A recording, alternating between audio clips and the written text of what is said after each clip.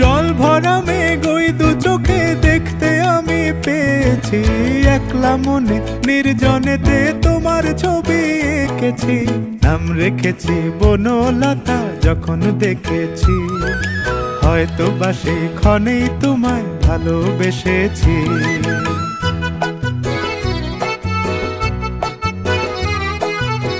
বনলতা কথা হয়ো না গো কুণ্ঠিতা, বনলতা কথা হয়ো না গো কুণ্ঠিতা।